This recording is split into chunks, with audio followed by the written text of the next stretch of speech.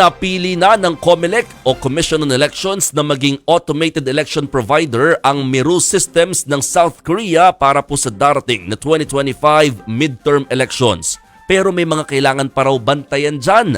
Alamin natin sa aking pampagising na balita. Unanimous ang boto ng Commission on Elections Anbank sa pagpili ng Miru Systems Company Limited Incorporated bilang automated election provider sa 2025 elections. Ang kumpanyang yan ang inirekomenda ng Special Bids and Awards Committee na gawaran ng kontrata para sa 2025 elections. Napili raw ito ng COMELEC dahil nasunod ang kanilang terms of reference o yung mga hiling na features para sa automated counting machines o ACM.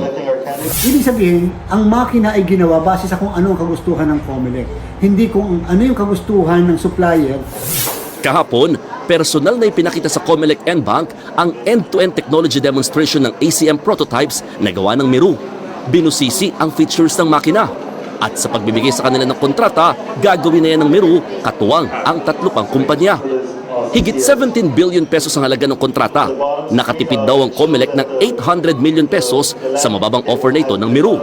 Inaasang i-deliver ng Miru ang 110,000 na ACM at higit 104,000 ballot boxes.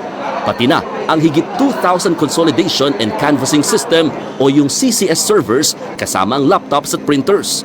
Gayon din ang printer at papel para sa higit 73 million na balota at verification sa mga ito. Mananatili namang nakabantay ang COMELEC sa pagbuo ng Miru sa mga ito, lalo na sa ACM. Madami po kasi dyan kung ano yung pinakita sa demo, maayos. Pero nung dinideliver na iba. So gusto naman natin kung ano nakita natin sa demo na maayos at pagkatapos yung mga konting adjustment na dapat nilang i-adjust o ayusin, ay nakikita natin.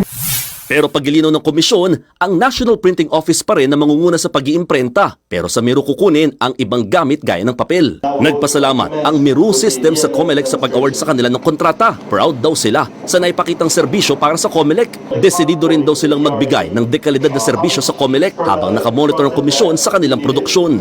Nakatakda naman maglabas ng notice to proceed at saka didiretso sa contract negotiation ang COMELEC sa mga susunod na buwan. Diyan mas lilinawin ang requirements ng komisyon alinsunod sa kontrata. Nagbabalita mula sa frontline, Mon Gualvez, News 5.